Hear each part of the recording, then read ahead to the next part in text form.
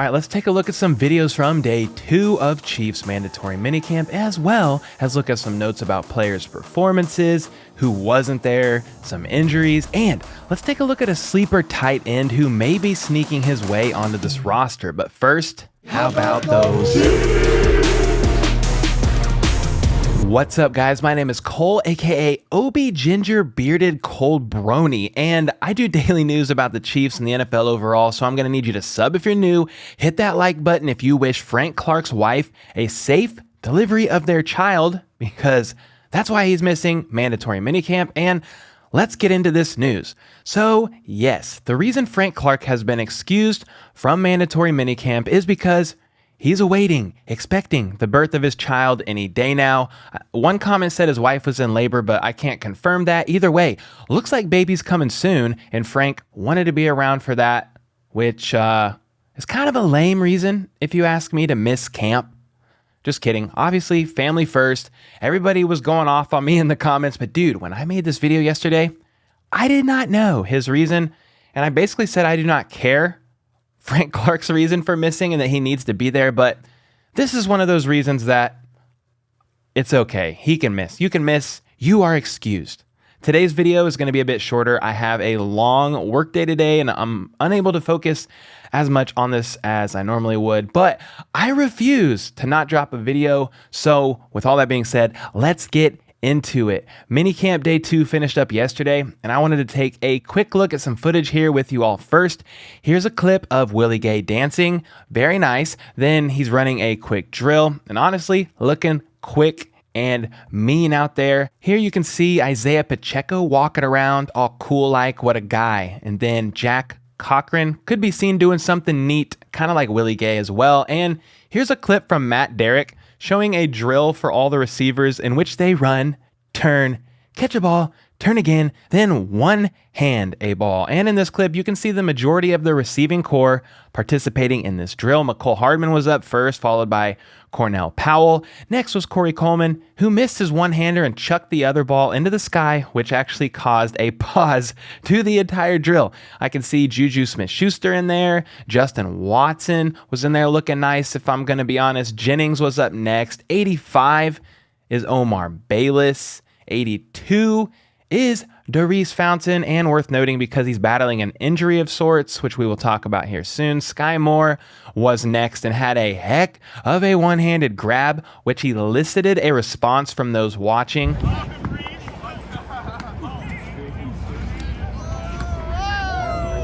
I mean, let's look at that one again. That was a nice freaking grab by Sky freaking Moore. Josh Gordon was next, but looked a bit slow here, even though his catches were very confident. We know, as I will talk about soon, he walked off at some point of practice with a trainer, so not good, but there you have it. And I'm not 100% sure who number 5 and 7 are, last guys in this clip. I think they're the new guys that I mentioned yesterday who are there on a tryout basis. And then here's a cool moment where Coach Spags could be seen working one-on-one with Nazeeh Johnson, and I love this for a couple reasons. One, you can tell how much Spags cares, but 2, you can see how attentive Johnson is, listening to what Spags is saying, asking questions, seeking clarity. You gotta love it. And then here is a, no big deal, perfectly thrown, no-look pass from Patrick Mahomes. And I'm gonna let this play a couple more times.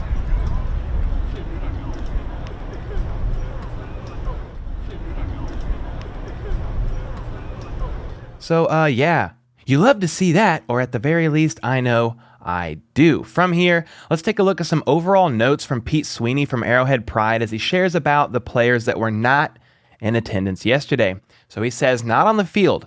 Orlando Brown Jr., he's in contract discussions. We know about that one. Blake Bell, Frank Clark, who, as I said earlier, is expecting the birth of his child. And then defensive end Malik Herring, Rashad Fenton, Trent McDuffie, who left practice yesterday with a trainer in the middle of practice, so yikes. Jerick McKinnon was not there. Justin Ross, Prince Tega Wanogho, and then those who were present but not working, you have Lucas Niang and Joshua Williams. Williams left yesterday during the first practice with a trainer like Trent McDuffie, but unlike McDuffie, Williams could be seen present on the field, watching defensive installs intently, in a ball cap, gingerly going through the motions as he took mental reps. Does that mean anything worse for Trent McDuffie since he's not out on the field? I have no freaking idea, but I certainly hope not.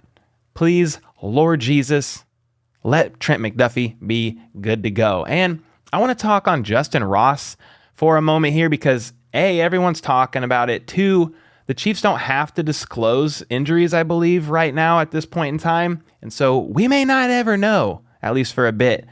But I want to talk about a couple scenarios. Rumor has it that he's injured, okay?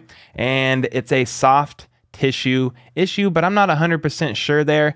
If so, makes sense why he wouldn't be out there, just like Trent McDuffie is not out there, for example.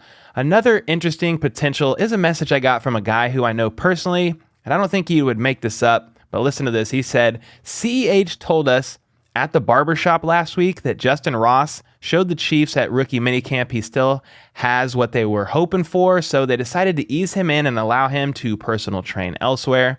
They want to move him along slowly. He's fine.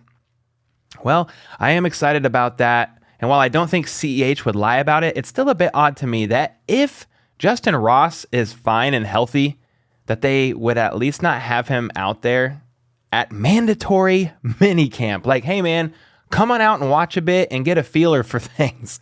So I don't know. I think he's injured, if I'm going to be honest, which isn't a great sign for Justyn Ross, who has battled injury all throughout his college career, already dealing with an injury now in practices where there is no contact even being made. So I wish the best for him.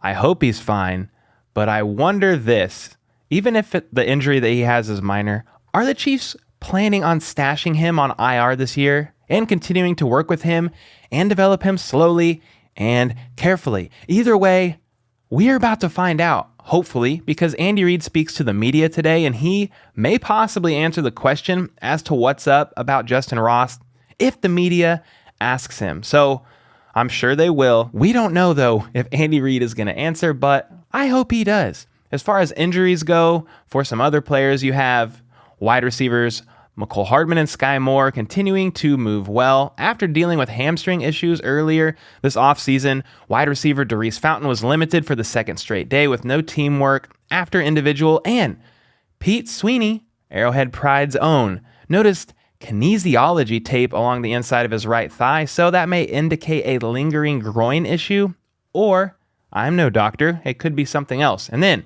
wide receiver Josh Gordon walked off with a trainer midway through practice. So that's a bit of a bummer, but hopefully it's just something minor because Gordon has been showing a lot of promise this offseason. And I think a lot of times in these early practices, Chiefs staff are just being cautious and careful because the NFL season is long. So they need to take care of these guys early on and take care of them well. Sweeney mentioned that more than 300 season ticket members were in attendance for yesterday's practice, and they all had individual radios in their little ears, I think, to listen to Matt McMullen and Mitch Holthus do an in-house broadcast of the practice. And I'm not going to lie, guys, I need to buy some freaking season tickets or at least get a fake media badge, a little YouTube media badge, so I can go in there and see these practices. Anyway, during that in-house broadcast, Mitch mentioned that Travis Kelce is training this offseason as hard as an UDFA, and Kelce is coming into his 10th year in the NFL. So that's insane and just shows the type of leader that Travis Kelce is and why he's going to go down in the books. He's one of the best to ever freaking do it. Anyway, back to the practice. Pete said that during the team blitz period, Patrick Mahomes' cadence was in mid-season form. On one play, it appeared Mahomes got the whole D-line to jump in what would have equated to one of the free plays that we've been accustomed to seeing from him. And on another play, eyeing the blitz, Mahomes floated. Makes me think of my floater comment. I guess I was wrong, by the way, about the floater comment. If your poop floats, you have too much fiber. And I said it lacked fiber.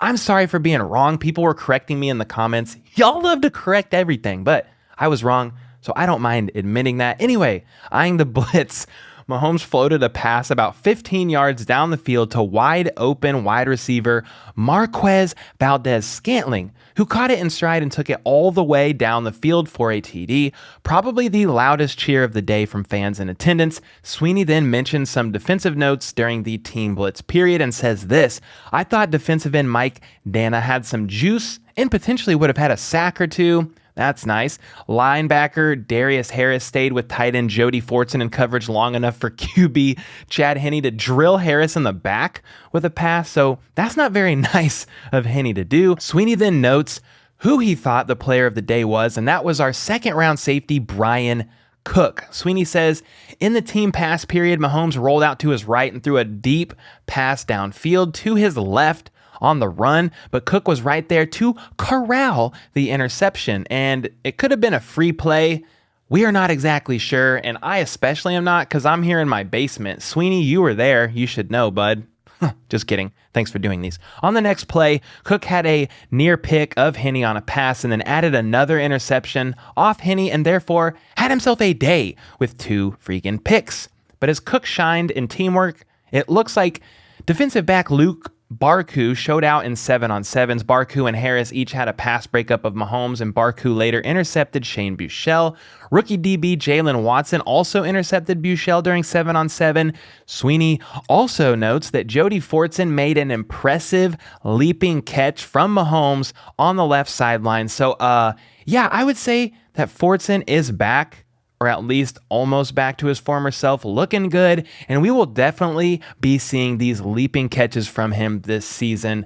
I promise. Let's go. And it looks like tight end Jordan Franks flashed for the second day in a row. We talked about him for a bit yesterday, but he came in after a tight end dropped a pass in 7-on-7. So this guy drops a pass. They say, "Hey, you're freaking out of here. You get in here, Franks. You show him how it's done."